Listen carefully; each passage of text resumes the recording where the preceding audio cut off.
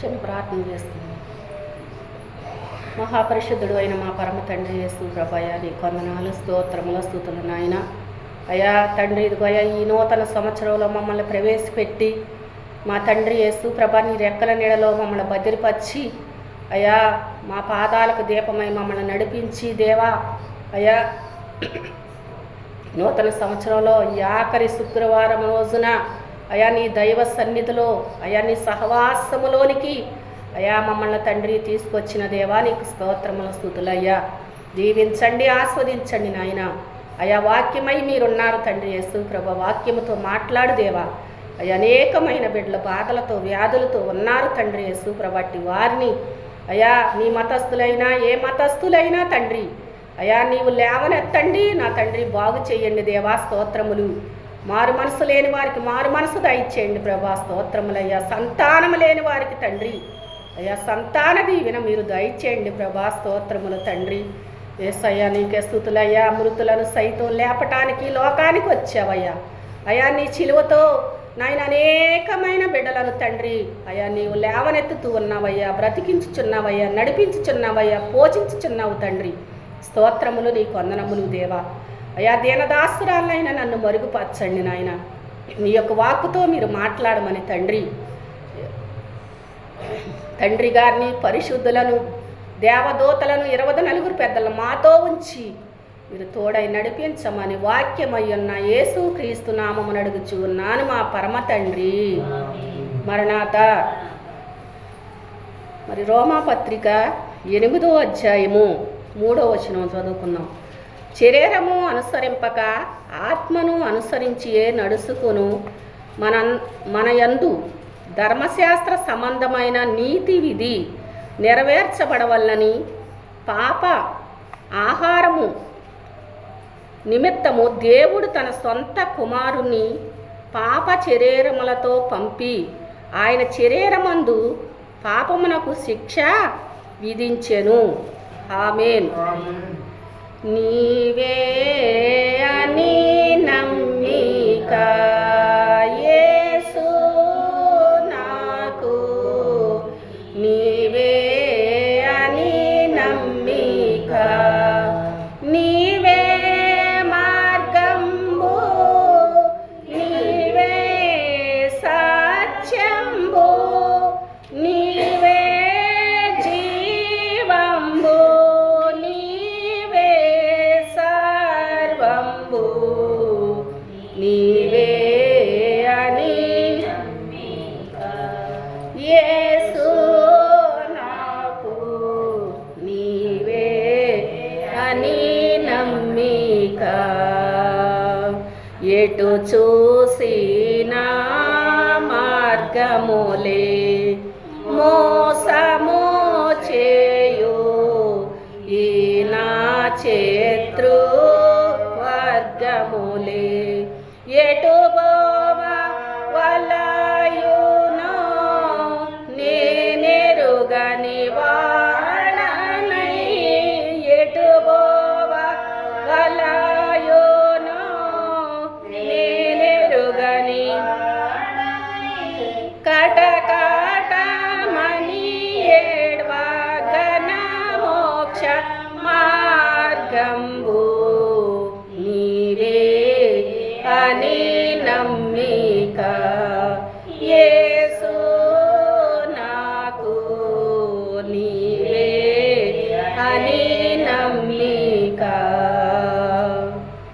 దేవుని యొక్క వాక్య భాగములో మరి పౌలు గారు రాసిన ఈ పత్రికలో శరీరము అనుసరింపక ఆత్మను అనుసరించియే మరి నడుచుకును, అంటే ఆత్మను అనుసరించు నడుచుకును మన యందు, అంటే మనందరం కూడా దేవుని యొక్క ఆత్మను అనుసరించు మన యందు ధర్మశాస్త్ర సంబంధమైన నీతి విధిని దేవుడంట నెరవేర్చవలెనని, మరి పాప పరిహారము నిమిత్తము, అంటే ఈ లోకములో మనం పాపులమై ఉన్నప్పుడు దేవుడు అంటున్నారు పాప పరిహారము నిమిత్తమంట మన పాపాన్ని పరిహరించటానికే ఈ లోకానికి యేసుక్రీస్తు ప్రభు వచ్చి మరి ఆయన దేవుడు తన సొంత కుమారుని పాప శరీరములతో పంపి, అంటే దేవుడు ఇక్కడికి ఎట్లా వచ్చాడు? యేసుక్రీస్తు ప్రభు ఆయన దేవుడు కుమారుడే, కానీ ఆయన ఎట్లా వచ్చాడంటే మరి మరియమ్మ కుమారుడుగా మనిషిగా ఈ లోకానికి వచ్చాడంట దేవుడు. హల్లెలూయా. మరి ఆయన ఎవరికి పంపారంటే దేవుడు పంపాడంట యేసుక్రీస్తు ప్రభువుని. ఆయన శరీరమందు పాపమునకు శిక్ష విధించెను. మరి ఇక్కడ యేసుక్రీస్తు ప్రభు శరీరమందు ఏ పాప శిక్ష విధించారు దేవుడు? మరి సిలువమాను పైన ఆయన్ని వేలాడదీసి కొరడాలతో కొట్టించి మరి ఆయన ముఖమో పైన ఉమ్ములు వేసి మరి ఆయన్ని గుద్దుచు మరి ఎన్నో హింసలో ఈ లోకములో యేసుక్రీస్తు ప్రభు పొందారు. శరీరమందు పాపమునకు శిక్ష విధించారన్నమాట దేవుడు. మరి ఈ పాప శిక్ష ఆయన మరి పొందకపోతే మరి మనకి ఈ రోజున రక్షణ లేదనమాట. మరి మనం ఇక్కడ ఇట్లా కూర్చునే వాళ్ళం కాదు, ఎప్పుడో నశించిపోయే వాళ్ళం అనమాట. దేవుడు మన కొరకు ఈ లోకానికి యేసు ప్రభుని మరి శరీరధారిగా పంపించి ఆయన శరీరానికి శిక్ష విధించాడు కాబట్టే మరి మనలాంటి అనేకమైన బిడ్డలో మరి రక్షించబడుతున్నారనమాట. హల్లెలూయా. మరి దేవుని యొక్క వాక్య భాగంలోని ఈ యొక్క వాక్యములో 9వ వచనములో దేవుని ఆత్మ మీలో నివసించుచున్న ఎడల మీరు ఆత్మ స్వభావము కలవారే గాని శరీర స్వభావము కలవారు కారు. మరి దేవుని యొద్దకు వచ్చిన మనందరము కూడా ఏం ధరించుకోవాలంట? దేవుని యొక్క ఆత్మను మనం పొందుకున్నప్పుడు మనం శరీర స్వభావం గలవారమి కాదు. మరి దేవుడు ఆత్మ మనలో ఉంటుంది కాబట్టి మనమేమో ఏ స్వభావం కలిగి ఉంటామంటే ఆత్మ స్వభావము కలవారమై ఉంటామన్నమాట. ఆ ఆత్మ చేత మనం ఏం చేయాలి? నడిపించబడాలన్నమాట. ఎవడైనను క్రీస్తు ఆత్మ లేనివాడైతే మరి వాడంట ఆయన వాడు కాదు అని దేవుని యొక్క వాక్యం చెబుతుంది. ఇక్కడ నేను కాదు. హల్లెలూయా. మరి 14వ వచనంలో కూడా దేవుని ఆత్మచేత ఎందరూ నడిపించబడతారో వాళ్ళందరూ కూడా దేవుని కుమారులై ఉంటారు. మరి దేవుని ఆత్మచేత నడిపించబడినప్పుడు మరి దేవుని కుమారులమై ఉంటామని దేవుని యొక్క వాక్య భాగంలో నుంచి ప్రభు మనతో మాట్లాడుచున్నారు. ఏలయనగా మరి మరలా భయపడుటకు మీరు దాసత్వపు ఆత్మను పొందలేదు కానీ దత్తపుత్ర ఆత్మను పొందితిరి. ఆ ఆత్మ కలిగిన వారమై మనము అబ్బా తండ్రి అని మరి మొర్రపెట్టుచూ ఉన్నామన్నమాట. హల్లెలూయా. మరి ఏ ఆత్మ పొందలేదంట? దేవుళ్ళకి వచ్చిన మనందరం కూడా దాసత్వపు ఆత్మను పొందలేదు కానీ మరి ఏ ఆత్మను పొందామంటే దత్తపుత్ర ఆత్మను పొంది మరి ఆ యొక్క ఆత్మచేత మనం దేవుణ్ణంట అబ్బా తండ్రి అని మొర్ర పెట్టాలంట. హల్లెలూయా. మరి ఈ యొక్క వాక్యంలో ప్రభు మనతో మాట్లాడుచు ఉన్నాడు. మరి 16వ వచనంలో మనము దేవుని పిల్లలమని ఆత్మ తానే మన ఆత్మతో కూడా సాక్ష్యం ఇచ్చుచూ ఉన్నాడు. మరి ఎవరి పిల్లలమంట? మనం ఈ లోకములో ఉన్న మన తల్లిదండ్రుల పిల్లలం కాదు కానీ శరీరముగా ఈ లోకములో ఉన్న తల్లిదండ్రుల పిల్లలం. మరి ఆత్మానుసారముగా ఎవరి పిల్లలమంటే దేవుని పిల్లలమై ఉన్నామని దేవుని యొక్క ఆత్మ మరి మనతో కూడా ఆ ఆత్మతో కూడా సాక్ష్యము చెప్పుచూ ఉన్నాడనమాట. మరి మనము పిల్లలమైతే వారసులం అన్నమాట. మరి మనం సంపాదించింది ఏదైనా 1 ఎకరమో 1/2 ఎకరం ఉందనుకో, అది ఎవరికి ఇస్తారు? మరి మన కడుపును పుట్టిన బిడ్డలకు ఇస్తారు. ఇక్కడ మరి దేవుడు ఏమంటున్నారు? మనం ఎవరి పిల్లలమంట? మనము పిల్లలమైతే దేవుని యొక్క వారసులం అన్నమాట. మరి అంతయు మనదే కదా, మరి దేవుని కొన్న అంతయు మనదే కదా అని మరి దేవదాస్ సాయి గారు పాట రాశారనమాట. మరి దేవుడితో మనము, మనతో దేవుడు మరి ఉంటారని మరి యొక్క వాక్యంలో ఆయన ఒక ఆత్మచేత మనం నడిపించబడినప్పుడు మరి దేవుని వారసులముగా మనం ఉంటామని మరి క్రీస్తు తోడ మహిమ పొందుటకు ఆయనతో శ్రమ పడిన ఎడల క్రీస్తు తోడి వారసులం అన్నమాట మనము. హల్లెలూయా. మరి దేవుని యొక్క వాక్యంలో ప్రభు ఏమన్నారు? ఆయన సిలువను ఎత్తుకుని మరి ఆయన అంట నడుస్తూ ఉంటే మనం ఏం చేయాలి? మన సిలువను ఎత్తుకుని మనం కూడా ఆయన్ని వెంబడించాలన్నమాట. హల్లెలూయా. మరి ఈ యొక్క వాక్యాన్ని బట్టి మనం అర్థం చేసుకోవాలన్నమాట. ఆత్మచేత మనం నడిపించబడాలి, ఆయన శక్తి చేత మనం నింపబడాలి. అప్పుడు మనం మరి అపవాది వేసే అగ్ని బాణములన్నిటినీ కూడా ఆర్పటానికి శక్తిమంతులుగా మరి నిలబడాలన్నమాట. హల్లెలూయా. మరి ఈ లోకంలో మీకు శ్రమ వస్తుంది, అయినా సరే ధైర్యం తెచ్చుకోండి అన్నాడు పౌలు గారు. మనం ఏం తెచ్చుకోవాలంట? ధైర్యాన్ని తెచ్చుకోవాలి. మరి దేవుని యొక్క ఆత్మ మనలో ఉన్నట్టయితే మనకి ధైర్యం వస్తుంది అనమాట. మరి మన యొక్క సొంత శక్తి సరిపోదు దేనికైనా సరే. మరి సాతాన్ని జయించాలంటే, శ్రమలను జయించాలంటే ఈ లోకంలో మరి మనం దేవుని యొక్క ఆత్మను పొందుకోవాలి. దేవుని యొక్క సహాయం మనకి కావాలన్నమాట. మరి యొక్క 8వ అధ్యాయము 26వ వచనములో కూడా అట్టువలే ఆత్మయు మన బలహీనతలను చూచి మనకు సహాయము చేయుచున్నాడు. హల్లెలూయా. మరి ఏమంటున్నాడు? మన యొక్క బలహీనతలు ఈ లోకంలో మనం ఉన్నాం కనుక మరి మనకు బలహీనతలు వస్తాయి, కానీ వచ్చినప్పుడు దేవుడు ఏం చేస్తారంట? ఆయన యొక్క సహాయము చేస్తాడనమాట. ఏలయనగా మనమంట యుక్తముగా ఎలాగూ ప్రార్థన చేయవలెనో మనకు తెలియదు, కానీ ఉచ్చిరింప సఖ్యము కాని మూలుగలతో ఆ ఆత్మ తానే మన పక్షముగా విజ్ఞాపనము చేయించు ఉన్నాడు. హల్లెలూయా. మరి దేవుని యొక్క ఆత్మ మరి ఏం చేస్తాడంటే మన పక్షముగా ఆయన విజ్ఞాపనము చేస్తాడనమాట. దేవుడు మనం బలహీనతంగా ఉన్నప్పుడు మనం ప్రార్థన చేయలేము. మరి అప్పుడు ఏమంటున్నారు దేవుడు? మరి మనకు సహాయంగా ఆయన ఒక ఆత్మ మన ఆత్మలో ఉండి ఏం చేస్తారంట? దేవుడు సహాయము చేస్తాడనమాట. మనం మరి బలము పొందుకునేలాగా ఆయన ఒక శక్తి మనకి ఇస్తాడు. కుంగిన వేళల్లో లేవనెత్తుతాడనమాట దేవుడు.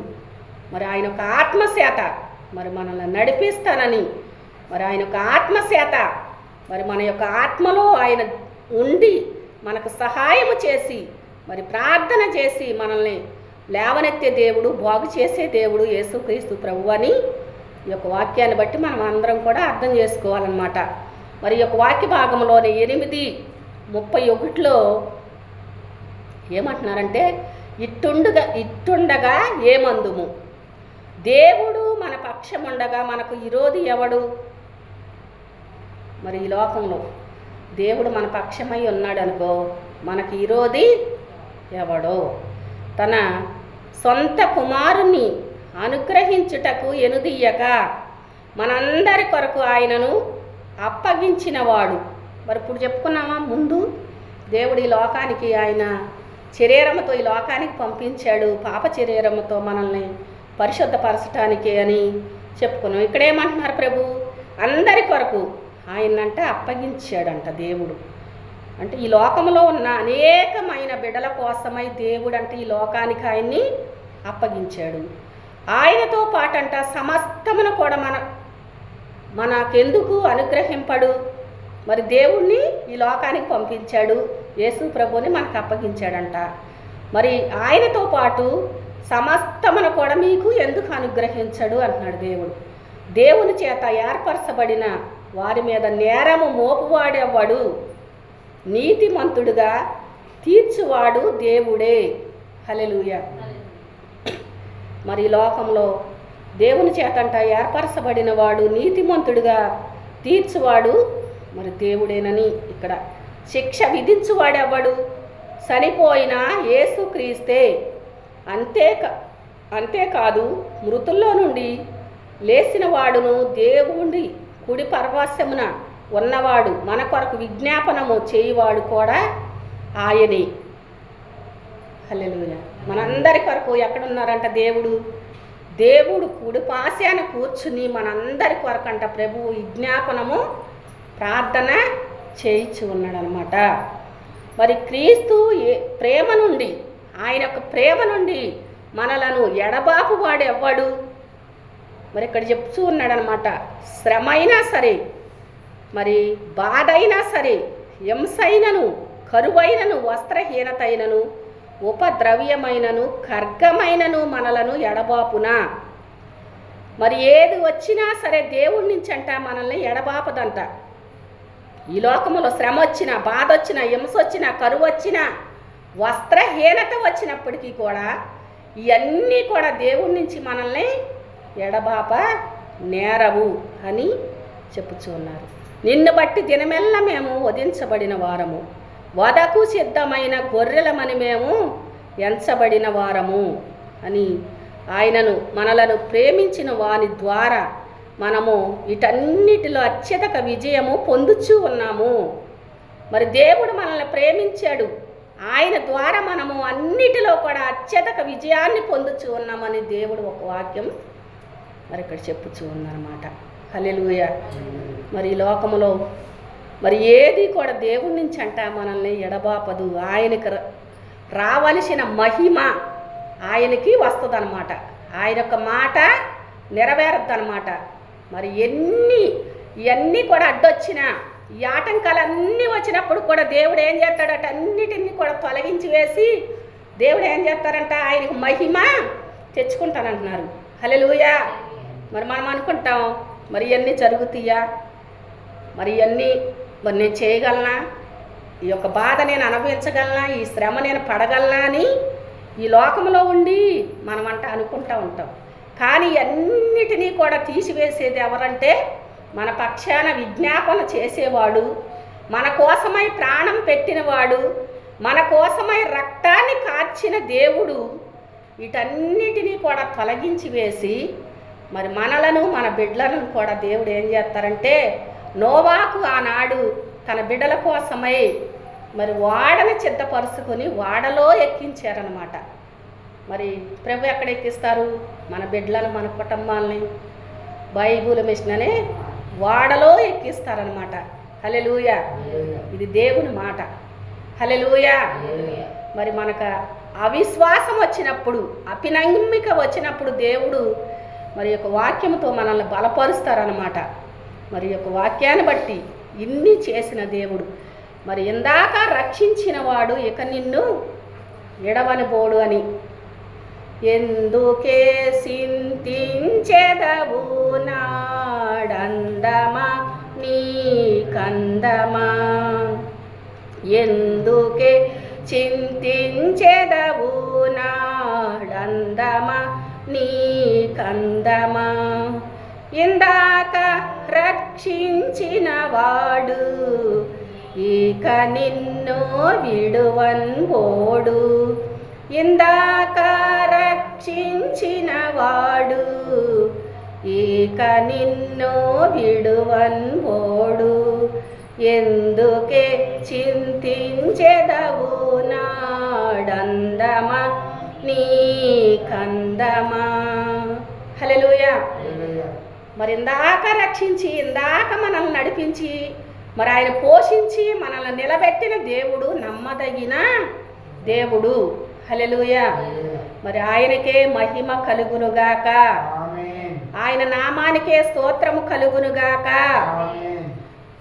మరి చిన్ని పరిశుద్ధ వాక్యము ప్రభు మనందరి వెనుకిట్లో దీవించి ఆస్వాదించునుగాక. చిన్న ప్రార్థన చేస్తున్నాం. మహాపరిశుద్ధుడు అయిన మా పరమ తండ్రి యేసు ప్రభయ్య, నీ కొందనాలు, స్తోత్రములు, స్తుతులు నాయన. దయగల తండ్రి, కృపగల తండ్రి, దయామయుడ, కరుణామయుడ, ప్రేమస్వరూపి, సత్యస్వరూపి నాద అయా, నీ యొక్క వాక్కుతో అనేకమైన బిడ్డలను లేవనెత్తయ్యా. యేసు ప్రభా, నా తండ్రి, నీవిచ్చిన వాగ్దానాన్ని బట్టి మా నాయన నీకే స్తోత్రములు కలుగునుగాక. యేసయ్యా, నీకే మహిమ కలుగునుగాక తండ్రి. నీ నామానికి మాత్రమే అయా మహిమ రావాలి తండ్రి. నీకు స్తోత్రములు నాయన. దీవించండి ప్రభు, ఆస్వాదించండి నాయన. అనేకమైన బిడ్డల తండ్రి బాధతో, వ్యాధితో ఉన్నారు ప్రభా. మా యొక్క దేశాన్ని, మా రాష్ట్రాలను దీవించండి ప్రభా. హాస్పిటల్లో ఉన్న రోగులను స్వస్థపరచండి అయ్యా. అనాథాశ్రమంలో ఉన్న బిడ్డలను తండ్రి కాపాడు, రక్షించు నాయన. స్తోత్రములు దేవా. యేసు ప్రభా నీకే స్తుతులు సమర్పిస్తూ కూడి ఉన్న మమ్మలను నీకు అప్పగిస్తూ నాయన నీ శిలువ శక్తితో లేవనెత్తమని నీ మహిమార్థమై తండ్రి అయ్యా వాడుకోమని తండ్రి మా తండ్రి అయ్యా తండ్రి గారిని పరిశుద్ధులను దేవదూతలను 24 పెద్దలను మాతో ఉంచిన ఆయన మీరు మాతో ఉండమని ఈ చిన్ని ప్రార్థన పరలోక రాజ్యము చేర్చుకుని పరలోకపు దీవెన ఆశీర్వాదం అందించి నీ కృప మాకు తోడయ్యించమని శిలువ నాదుడు అయిన మా కోసము వచ్చి వేసిన ప్రాణం పెట్టి తిరిగి లేసిన యేసు క్రీస్తు నామమును అడుగుచు ఉన్నాను మా పరమ తండ్రి. మరణాత.